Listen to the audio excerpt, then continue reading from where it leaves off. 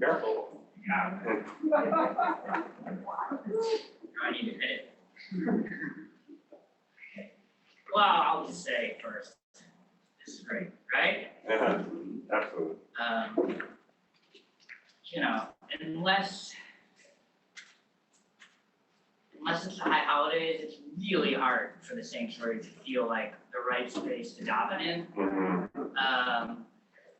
It's a sneaky big space, and well, that's what I'm going to talk about in a minute, but it feels good to be in here.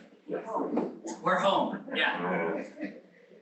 You should have seen the smile on Roberta's face the first Shabbat that we were all back, and because where the Bernsteins sit is directly in my line of sight, and Roberta's smile was just, it was perfect. I have that smile today to be back in the chapel. You know, I gave a bunch of sermons during the isolation period of COVID here, but I was staring at the camera in front of me and not you. So, Shabbat Shalom from the chapel. So I asked before at the beginning of the Torah service, how does silence play in these stories? And how do we think of silence in family life and in strife? In our own families, the families of friends. And here, we can spend a lot of time talking about what is really just the most dysfunctional family of all time, and why they were written in this way, and why it was preserved in that way. You know, I began by talking about how the angels visiting Abraham was originally this Ugaritic text that this story is just a monotheistic adaptation of. Maybe there are many other stories of these really dysfunctional families that were rewritten so that they make us want to idolize them. And I think one thing we all know about family and loved ones is that it is hard. Abraham and Sarah's family aside, all family life is hard. You do not get to choose family, and I actually go back and forth on the idea of if friends can become something like family. And my instinct is no. Family is family. You know, you can choose whatever aphorism or saying, you know, blood is thicker than water. And I never would have even thought that until I came here, where there are so many people, some of you included, who are not from here, and you have friends who have taken the place of family since family is somewhere else. But I'm still leaning towards that family is family, for better and for worse. And I think any relationship or true love that exists, family or friend, born out of familiar connection or not, that it requires the same maintenance, the same time and care. And perhaps the greatest endangerment to that relationship is silence, or whatever the opposite of silence is. I always found it strange to know that my grandfather of blessed memory, Leonard Lappy, had a sister that he had basically not spoken to since the day of his wedding. And the more you get to know people, the more I get let into people's lives, the more I learn that he was not unique. I think there's actually data to show that these irreconcilable relationships are actually on the rise. That there are actually more and more people who are having family members who they have cut off ties to. And the reasons, obviously, run the gamut. Life. And for many people, I'm sure, that cutting off ties with a certain family member, divorcing yourself from a given family member, or maybe an entire family, might be good. That might be better for you. I'm not placing a value on it. With my grandfather, it was always strange because he was universally beloved, and like many people, family was central and it was sacred to him. So it felt incongruous that I have or had, I don't, she might be alive, a great aunt who I have never met. I'm thinking of her, and I don't even know her name. Hmm. And I know how that rift began, or let's be honest, what I was told, and what people might have believed was the origin of that rift, but of course that's not true. Do you really decide to speak to your brother or your sister because she did not approve of your choice of wife? I'm not buying it. There's probably any number of significant fights, disagreements, miscues, contrasting values that led to that silence. A silence brought on by too many periods of silence, or too many periods without silence. I think most silences are a silence built upon a foundation of too many periods without that silence, and then too many periods with that silence, and then you get the chasm. And I could keep going here, and I'll be honest, this might be a Rosh Hashanah talk at some future time. It requires more time than I give myself for a weekly Shabbat sermon. But I want you to think about it. If you have any gems, you can help me. But I was really animated this week by the silences between God and Abraham in our portion, the silences between Abraham and Sarah and God, and really the black hole of silences moving forward from this portion of Abraham and Isaac never speak to each other again. Abraham and Sarah never speak to each other again. Isaac and Sarah never get the opportunity to speak to each other again. And Abraham and God would never speak to each other again. All those deserve more reflection than I had time to give. But I want to take the time to speak to some of our own silences or lack thereof. And I hope I gave you enough Torah to carry you forward. And I offer you my thoughts, which may speak to you in particular, or maybe there's some universal wisdom or peace for you to latch on to. I hope there's some Torah in there. But I want to take a moment to speak to the moment we're in, particularly us in the Masorti Minyan. We're 5 months being back in person. And at times, that has been wonderful. It has been wonderful because prayer and ritual have been meaningful, worthwhile, and enjoyable. And it has been wonderful because we're together. I remind you, we went 2 whole years without reading the book of Leviticus or the book of Numbers together. Okay, 2 whole years. And it's less than wonderful at times because it hasn't met our expectations, or it is or feels thinner. Things are different, whether the space we're in, the use of technology, how you are coming here, or halachic positions have changed or shifted.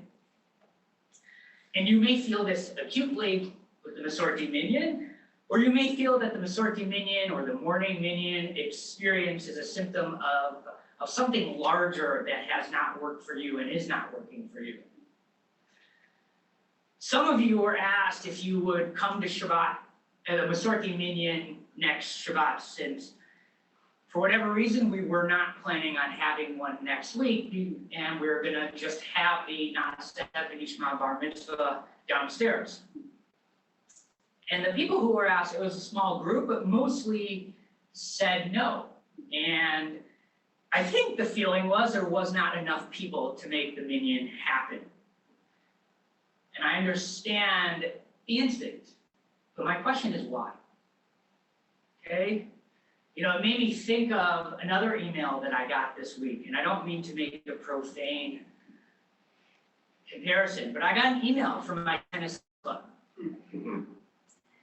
And the email was a follow-up to an email that came over the summer saying, here are the fall listings of classes and schedules of leagues. I'm in a tennis league. That was supposed to start October 1st. We didn't hear anything for months. And then a few days ago, we got saying, due to unforeseen circumstances, we will begin no earlier than December 1st. as a Judean member of this league, and someone whose mental health is greatly by this league, I thoughtfully emailed this, asked for more information. And at the bottom that my league is following global supply chain, and there's a shortage of balls.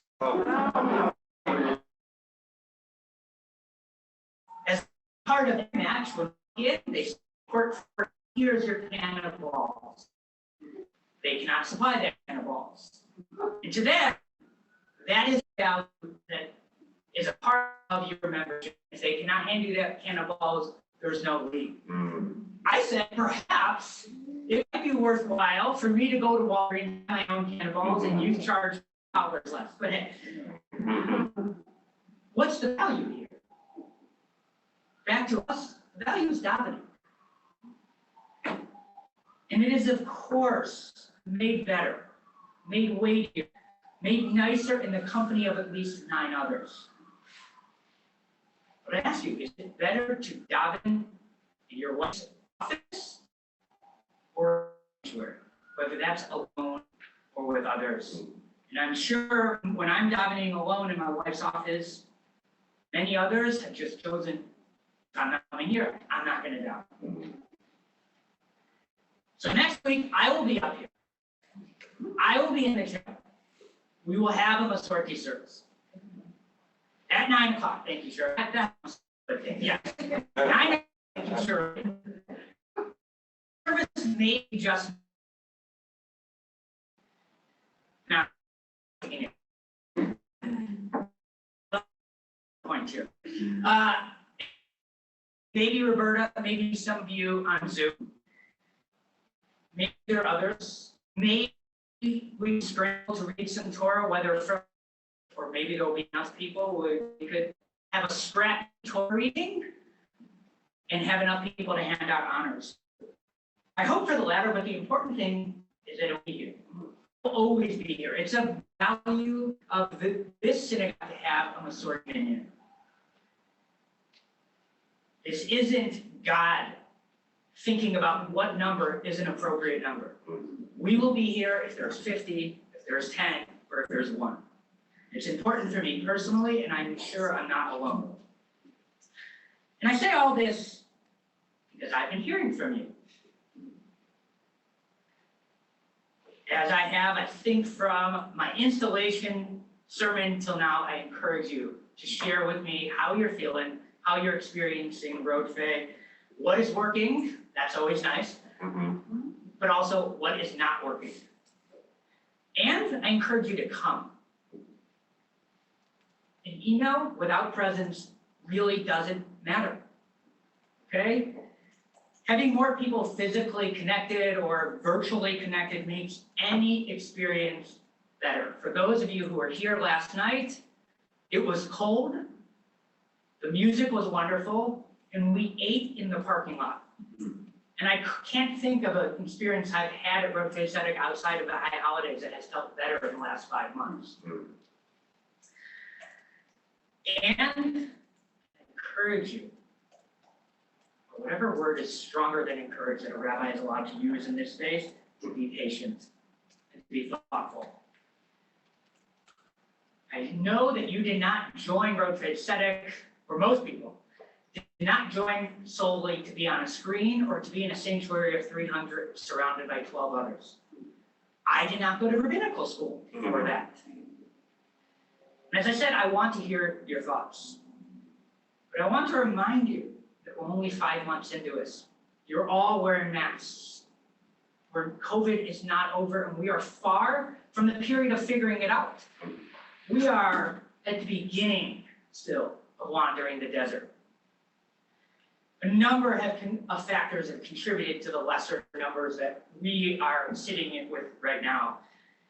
Whether we've been in the sanctuary, there's another egalitarian minyan in Hyde Park, there's concern over being together, and there's probably many more other factors.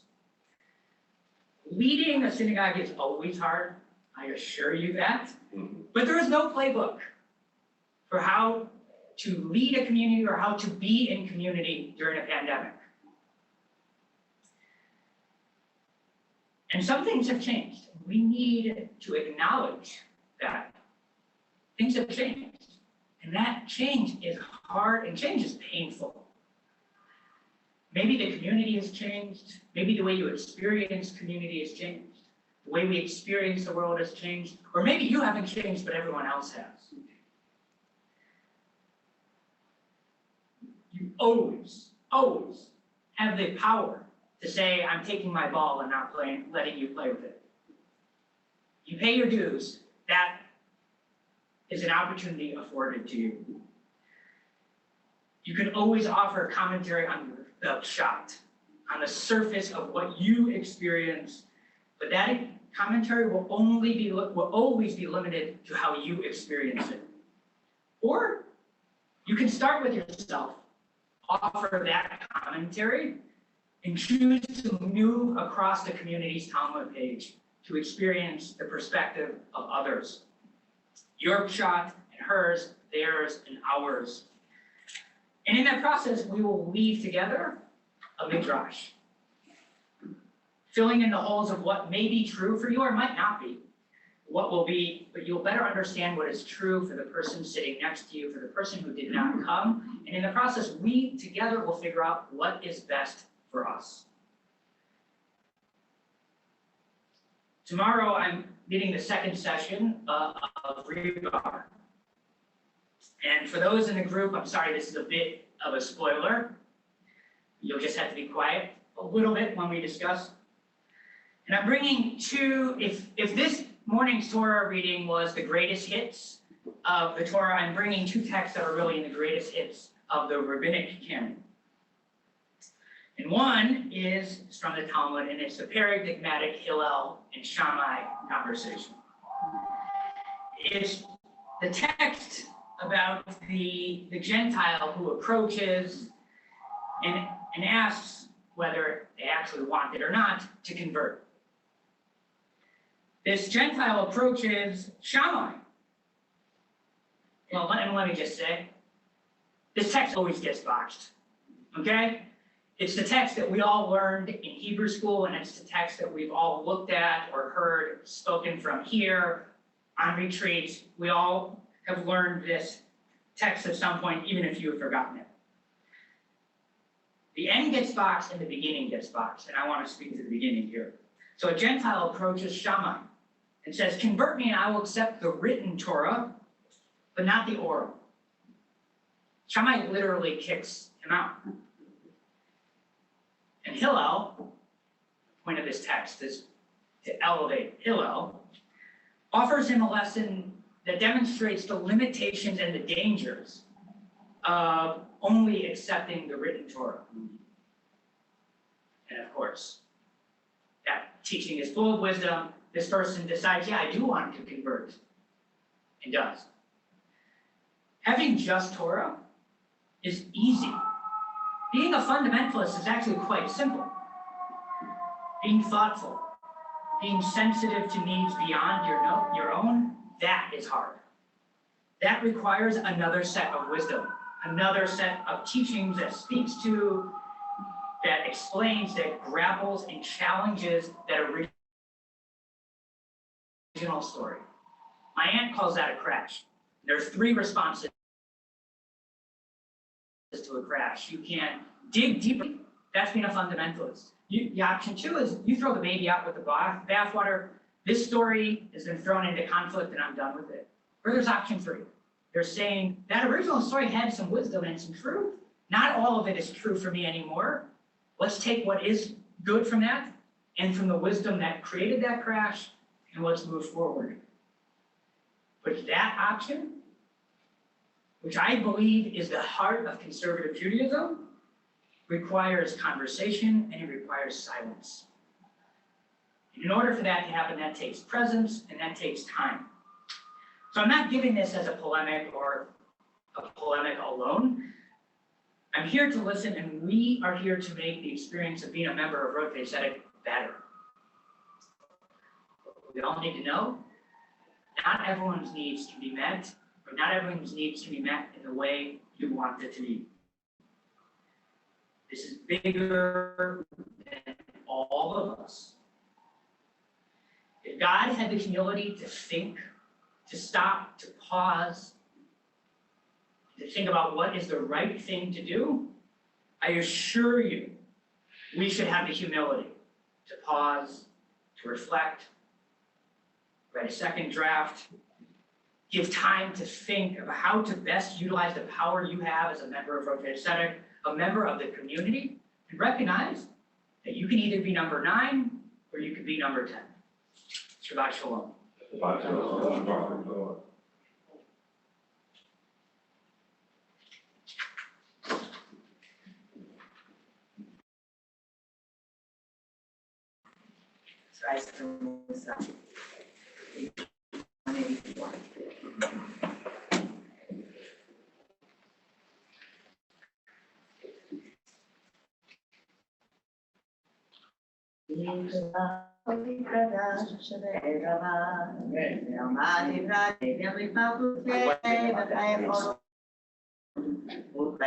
Israel,